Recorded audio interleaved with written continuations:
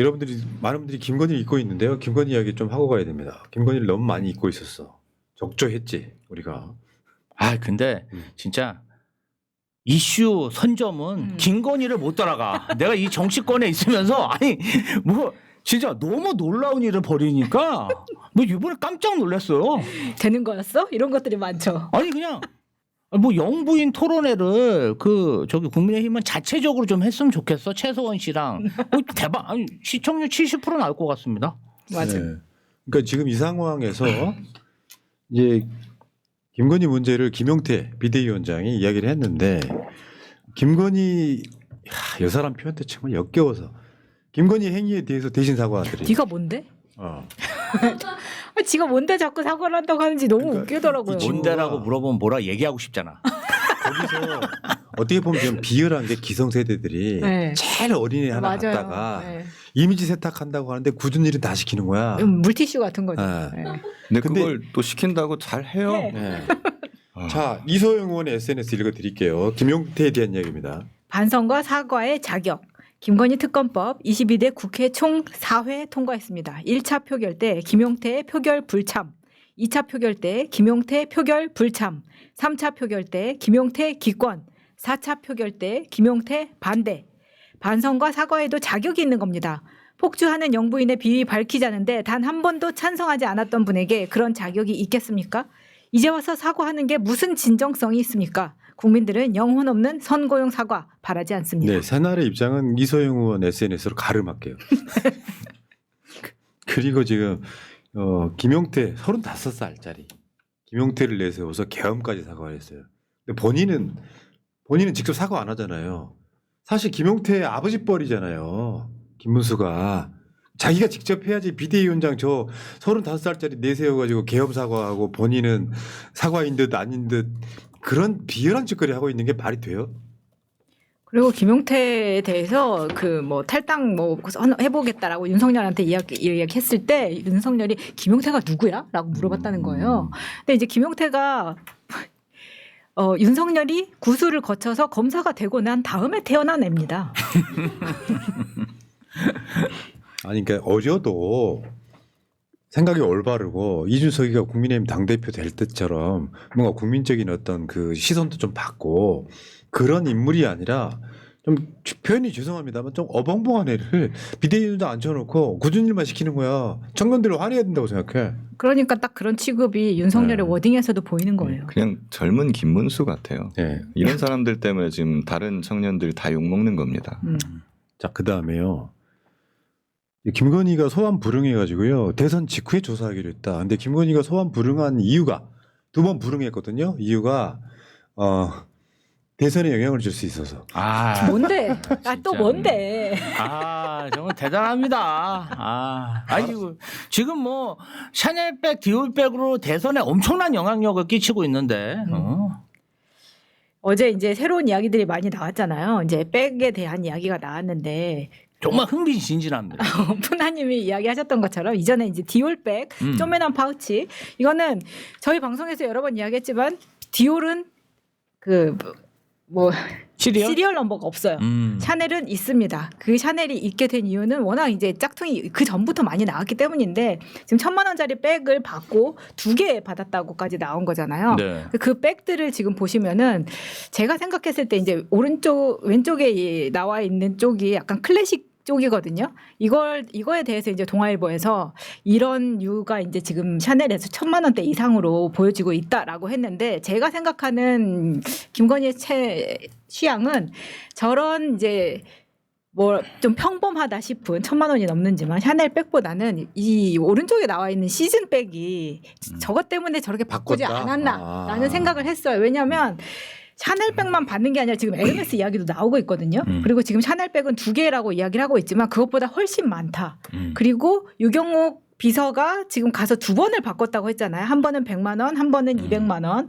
근데 제가 생각한 거는 뭐냐면 여기에 이제 건진이 샤넬백이 1개 아닌 2개고 두 번째 백도 웃돈으로 교환을 했다라고 이야기를 하는데 이게 처음에 통일교 윤영호가 자기 와이프와 자기 처제의 이름으로 샤넬백을 삽니다. 근데 샤넬은 내 카드, 내가 남편이랑 같이 간다고 해서 그러니까 남편 카드를 가지고 가서 샤넬백을 살 수 없어요. 나는 내 카드, 본인 명의의 카드로만 결제가 가능합니다. 그렇기 때문에 윤영호 와이프와 처제가 가서 그걸 샀으면 이 사람들이 이제 교환을 했다는 거잖아요. 그러면 교환을 하려면 이 사람들을 데리고 가야지만 교환이 가능한 거예요. 그러니까 카드만 가지고는 그게 안 된다는 거예요. 그리고 이거는 받아서 2주 안에 그러면은 이걸 교환을 하고 다시 한번 또 바꾸려면 또 그 2주 안에 가야 된다면 이 모든 일이 한 달 안에 다 일어났다는 거거든요. 근데 이제 전성배 말로는 내가 이거를 유경옥한테 주면서 젊은 사람들이 좀 좋아하는 걸로 좀 바꿔와라라고 이야기를 했다는 거예요. 저는 그게 너무 웃기는 게 그러면 이거를 샤넬 뭐 1,000만 원 이상짜리를 받아서 좀 싼 걸로 2개 아니면 액세서리 종류로 바꿨다는 이야기인가? 라고 이야기를 하면서 좀 바꿔가고 싶어 하는 것 같은데 그렇게까지 나가지는 않았을 거라는 생각이 드는 거예요.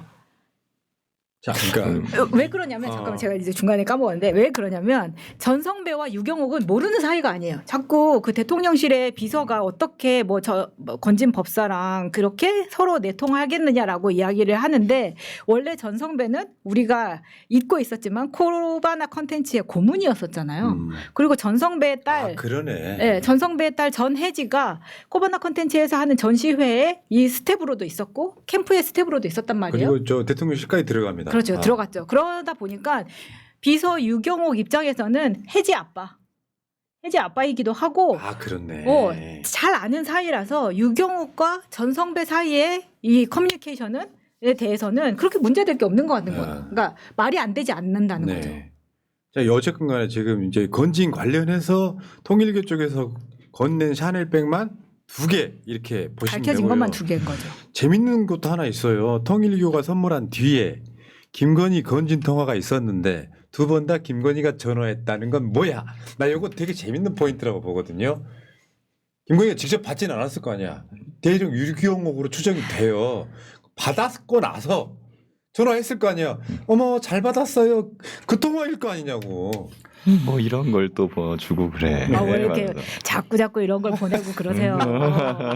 그렇게 했겠죠. 2번 전화하고 이렇게 하면서 했을 거라고 생각이 들고. 저는 제가 봤을 때는 이 유경옥 씨가 지금 자신의 신용카드로 추가 결제를 하고 다닌 거 아니겠습니까? 그러면 사실은 샤넬, 에르메스, 루이비통, 디올 다 한번 유경옥 이름으로 결제된 것을 다 압수수색해야 된다. 맞아요. 네. 그러면 엄청난 전표가 저는 나올 수 있다. 근데 왜 검찰에서 왜 이 한 경우만 압수수색해서 결과를 얘기하는지 잘 모르겠어요. 저는 이게 뭔가 명품 세탁을 한 거 아닙니까? 저도 그 의견의 한 표를 보냈는데 말씀하신 것처럼 유경옥이 이 백을 바꾸면서 자기 카드로 결제를 했다고 했거든요.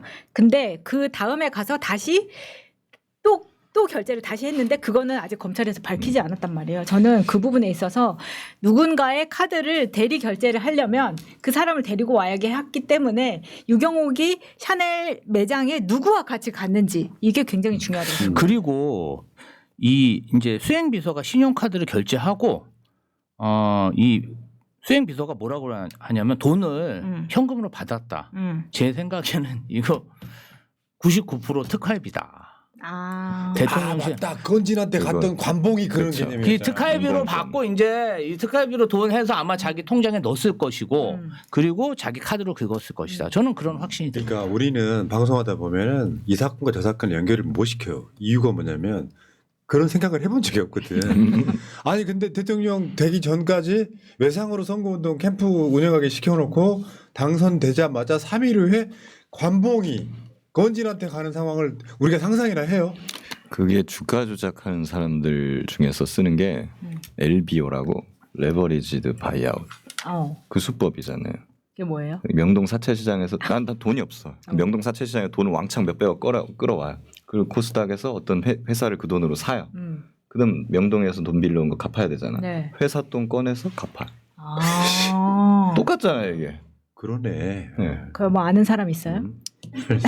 저한테 있잖아요. 저한테 그냥 돈 그렇게 버는 거 아니야라고 했던. 네. 이런 것들을 보면은 올해 예산안 관련해서 국회에서 청와대 특활비를 끊으니까 그렇게 난리를 치면서 그러네. 계엄까지 그러네. 충분히 저지를 수도 있었겠다. 네. 한번 돈 맛을 봤는데 이제 그 돈이 끊기니까 눈이 돌아간 거 아니겠습니까? 그러네.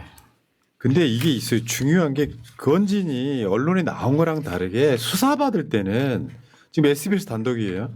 건진 법사가 김 여사에게 전달하려고 선물 받은 것이다.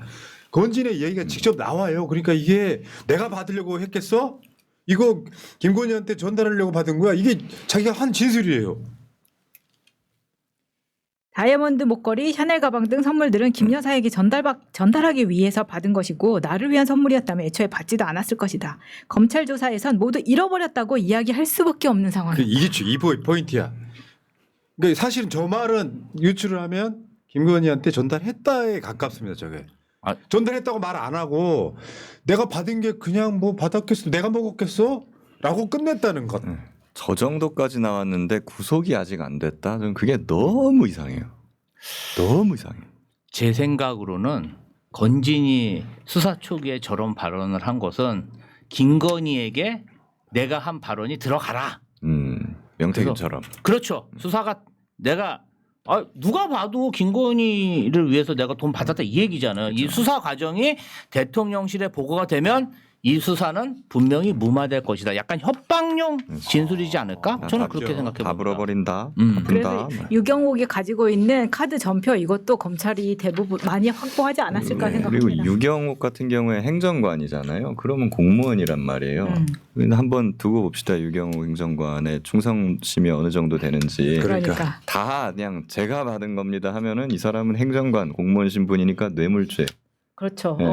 그걸로 그냥 바로 걸려버리는 거예요. 근데 이게 3천만 원만 넘어가도 특가법으로 가버리거든요. 오래 사셔야 되는데 그러네. 훨씬 넘을 과연 본인이 안고 뇌물로 그냥 들어갈 것인지 아니면 이제 뭐 디올백 사실대로 처리도 얘기를 할 지금 것인지. 이 사람이 했다는 예. 거예요. 그 재밌네요. 한번 두고 정성배의 보시죠. 말은 저 말은 김건희한테 전달했다 말만 빼고는 김건희한테 전달했다는 뜻이잖아요. 저게 내가 먹으려고 했겠어.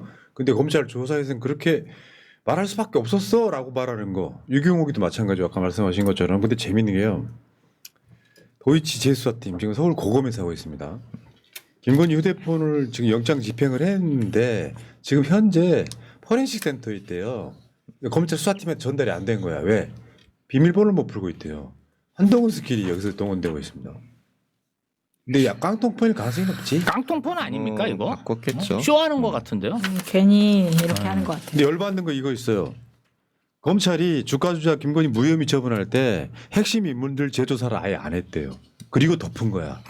이창수 이하. 절에서 도망간 거죠. 이창수랑 조상원이.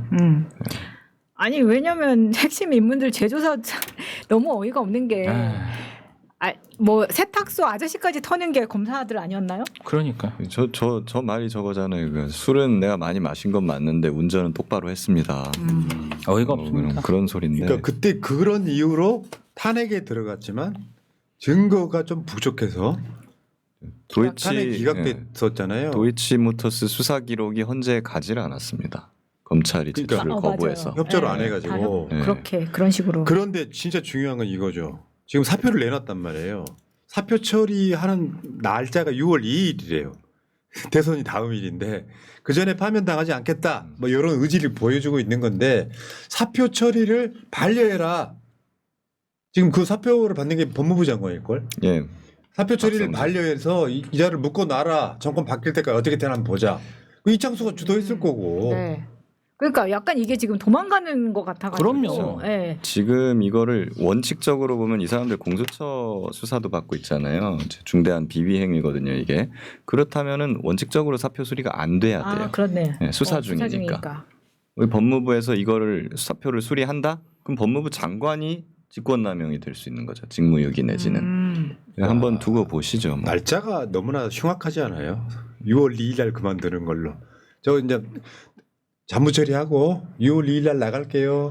그 다음 날 대통령이 다 환장하겠네 진짜. 한심합니다. 자 사표를 반려해야 됩니다. 반려해야 됩니다. 1부 좀 길게 했습니다. 1부 끝.